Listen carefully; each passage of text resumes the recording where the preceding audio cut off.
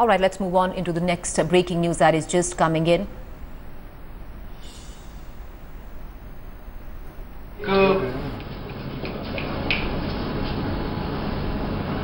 Armed forces में जो लोग डिसेबल्ड हो गए या मार्टर्ड हो गए,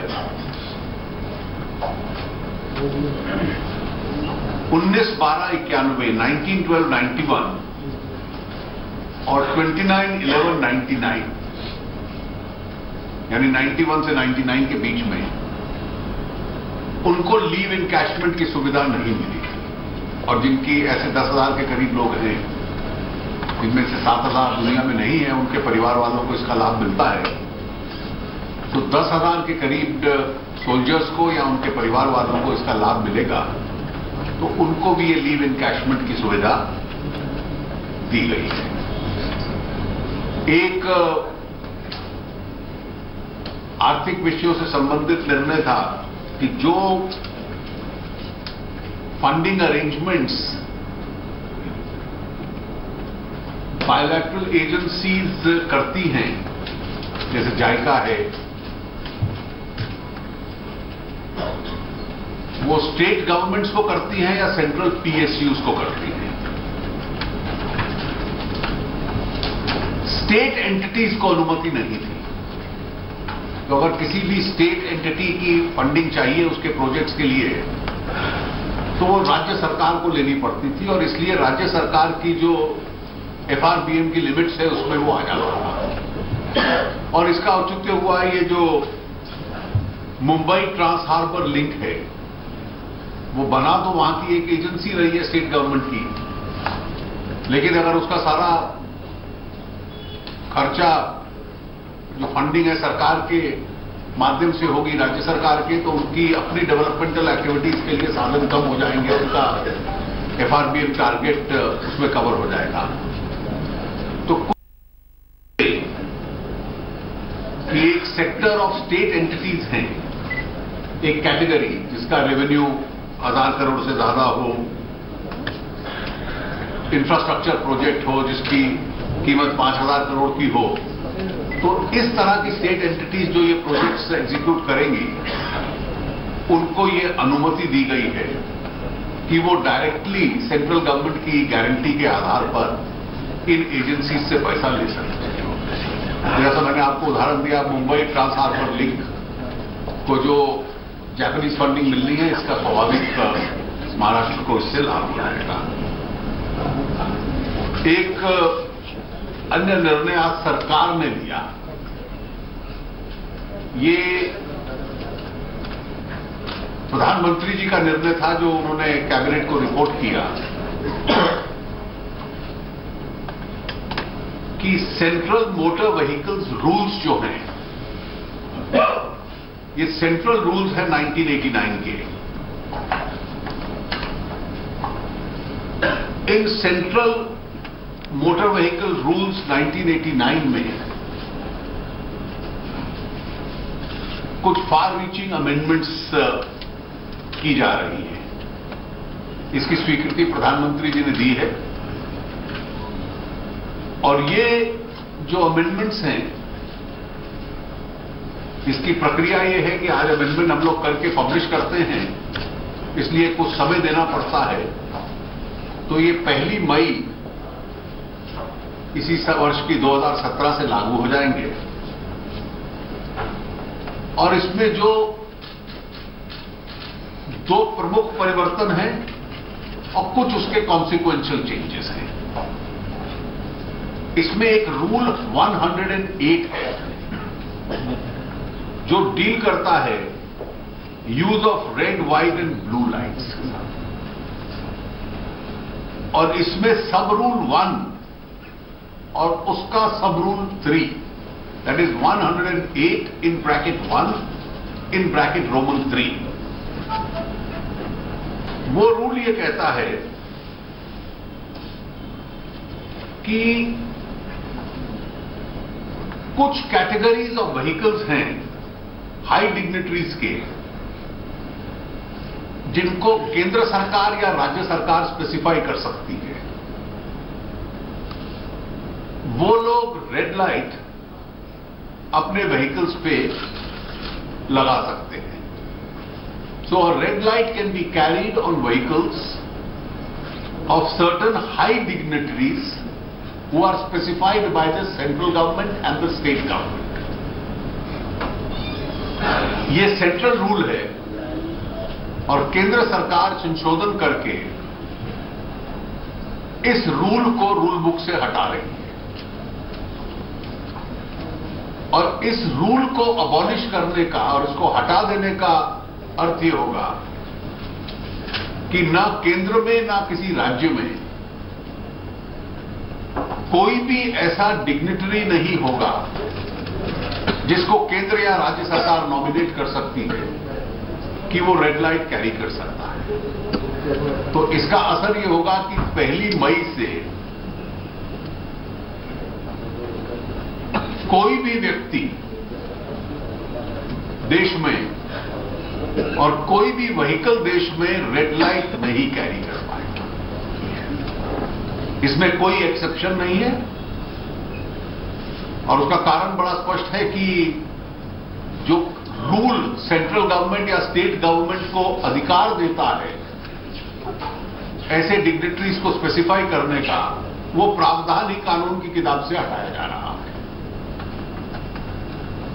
एक इसमें अन्य रूल है, रूल 108 इन ब्रैकेट 2, न्यूमेरिकल 2. पहले वाला था रोमन 1 एंड रोमन 3, ये न्यूमेरिकल 2 है. जो ये अधिकार देता है राज्य सरकारों को कि blue light with the flasher किन वाहनों पे लगेगी, वो कोई राज्य सरकार स्पेसिफाई कर सकती है. इस रूल को भी बदला जा रहा है और इसको बदलने के बाद केवल डिफाइंड इमरजेंसी सर्विसेज होंगी देश भर में और वो अमेंडेड रूल में आ जाएंगी. उदाहरण एम्बुलेंस, फायर ब्रिगेड या पुलिस व्हीकल.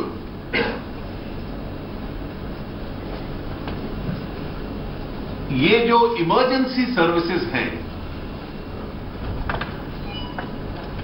केवल इन्हीं के लिए देश भर में ये प्रावधान होगा ब्लू लाइट का. और इसलिए रूल 108 के इन 2 परिवर्तनों के साथ जो इसके कॉन्सिक्वेंशियल चेंजेस चाहिए होंगे अन्य रूल्स में, वो भी साथ में हो जाएंगे. तो इन दोनों का कुल मिलाकर अभिप्राय ये रहेगा कि रेड लाइट 1 मई से बाद कोई नहीं कैरी कर पाएगा और ब्लू लाइट केवल इमरजेंसी व्हीकल्स पे देश भर में होगी. ना केंद्र ना राज्य सरकार के पास कोई अधिकार होगा किसी को विशेष अनुमति देने का या किसी कैटेगरी को स्पेसिफाई करने का.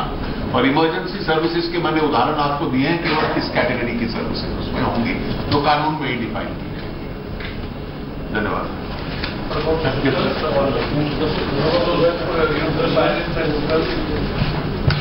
I think the transport department will examine all those consequential changes in the rules.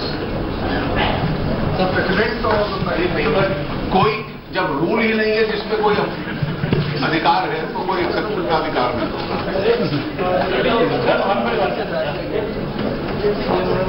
जैसे कैबिनेट की बैठक इतने महत्वपूर्ण फैसले और उसी कैबिनेट है उमा भारती जी और बीजेपी के 2 पूर्व अध्यक्ष हैं लाल कृष्ण आडवाणी जी और मुरलीधर जोशी जी. इनके खिलाफ सुप्रीम कोर्ट का एक फैसला आया कि इनके खिलाफ आपराधिक मामला चलाया जाए, 2 साल के अंदर फैसला लेना. इस पर सरकार की और पार्टी के वरिष्ठ नेता के रूप में क्या कहेंगे, क्या डिपेंड करेंगे अपने पार्टी के पूर्व अध्यक्षों को? संवैधानिक पद पर कल्याण सिंह और जब तक वो अपने पद पर रहते हैं तब तक ऐसा है कि ये मामला 1993 से चल रहा है और किसी न किसी प्रकार से चल रहा है और इसलिए आज तो कोई नई स्थिति पैदा नहीं हुई. तो इसलिए जो परिस्थिति आज से पहले थी वही स्थिति चलेगी. सर वे संवैधानिक पद पर रहने देखिए, सुप्रीम कोर्ट के अंदर जो फैसला है, सुप्रीम कोर्ट ने उसको स्पष्ट कर दिया है। Sir, he or she should step down. You are saying now that this, because this is an old case, it hasn't... No, there have been ministers, there have been deputy prime ministers, there have been ministers even subsequently. And if the charge sheet were a rule, just calculate right now how many Congress chief ministers. There are very few left. I think the remaining will also have to go. Sir, CCS की भी बैठक की sir, यहाँ screen को लेकर sir कुछ चर्चा हुई क्या? सीसीएस की बैठक की, सीसीएस की बैठक की चर्चा हम बाहर नहीं करें। सर, दो सवाल मेरे होंगे। एक तो आपने जो फैसला लाल बत्ती हटाने का जो फैसला लिया गया है, उसके पीछे आखिर मकसद क्या था? और दूसरा, राज्यों को सीधे तौर पर जो फंडिंग की बात आपने के नियम में बदलाव किया जा रहा है, उससे इंफ्रास्ट्रक्चर प्रोजेक्ट को किस तरह से बढ़ावा मिलेगा? देखिए, ये विषय सार्वजनिक चर्चा का तो विषय रहा है कि कुछ लोगों को विशेष अधिकार हो ड्राइविंग के टाइम पर, और एक चर्चा का विषय नहीं रहा, विवाद का भी विषय रहा है, और इसलिए इस विषय के ऊपर मंत्रालय अपनी चर्चा कर रहा था और प्रधानमंत्री जी ने निर्णय लेकर मंत्रिपरिषद को उसकी जानकारी आज दी है। जहां तक स्टेट एंटिटीज को फंडिंग मिल सकती है बड़े प्रोजेक्ट्स के लिए, उसके पीछे उद्देश्य ये था कि जो स्टेट का बजट है उसका खर्च, उनके ऊपर भी दबाव रहता है वेलफेयर स्कीम्स के ऊपर, अन्य स्कीम्स पे खर्चा करना। अगर जो इंटरनेशनल फंडिंग आती है वो उनके एफआरबीएम में आ जाए तो फिर इंफ्रास्ट्रक्चर प्रोजेक्ट्स चल नहीं सकते। तो अगर इंफ्रास्ट्रक्चर प्रोजेक्ट्स अलग से चलते हैं किसी स्टेट एंटिटी के माध्यम से, तो उस स्टेट एंटिटी को डायरेक्टली पैसा मिल जाएगा जो कि स्टेट के एफआरबीएम में नहीं गिना जाएगा, और सेंट्रल गवर्नमेंट की गारंटी उस पर रहेगी। तो this will certainly help in infrastructure creation in major projects in big state. मैंने सबसे पहला एग्जांपल दिया, अब ट्रांस हार्बर लिंक जो मुंबई के एक कोने को दूसरे के साथ जोड़ देता है, सबसे पहले उसी की फंडिंग इसमें आ जाएगी, तो जनहित में है।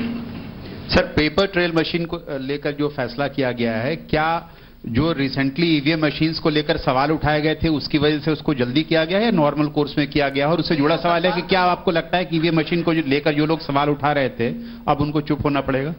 देखिए, प्रधानमंत्री जी ने 2 दिन पहले ही कहा कि ये चुनावी परिणामों के बाद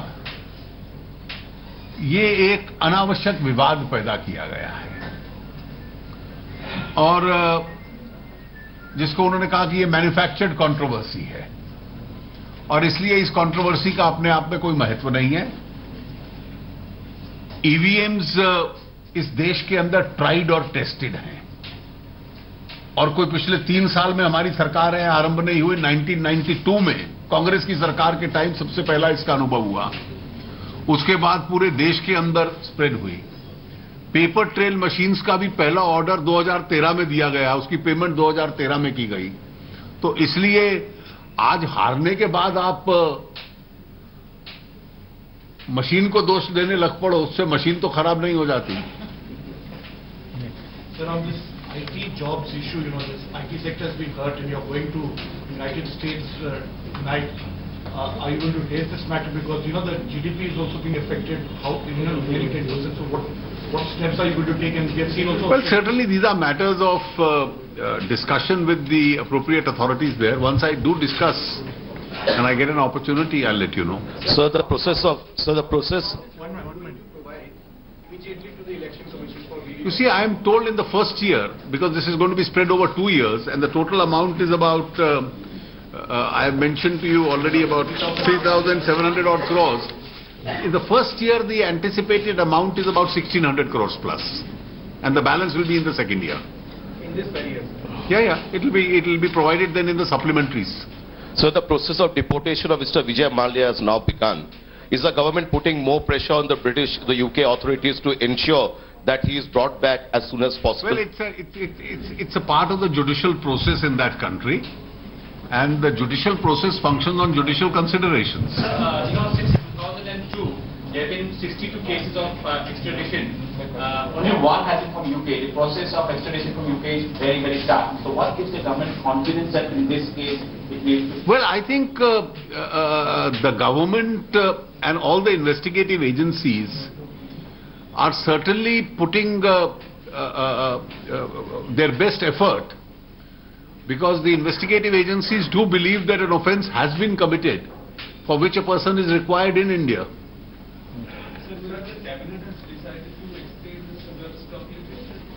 Yeah, there is a decision, it will be made to extend it till October. आपने कहा कि फैसले से सुप्रीम कोर्ट के फैसले से कोई परिवर्तन नहीं होने वाला, क्योंकि ये चला रहा है उमाभाती लीग सब केवल एक जानना है और आपका उत्तर भी सही था कि इस फैसले के बावजूद क्या अगर राष्ट्रपति या उपराष्ट्रपति पद के लिए कोई उम्मीदवार बनता है उससे इस पर कोई फर्क तो नहीं पड़ेगा? ये हाइपोथेटिकल सवाल है. Thank you, sir, and thank you, friends. Please join us for tea.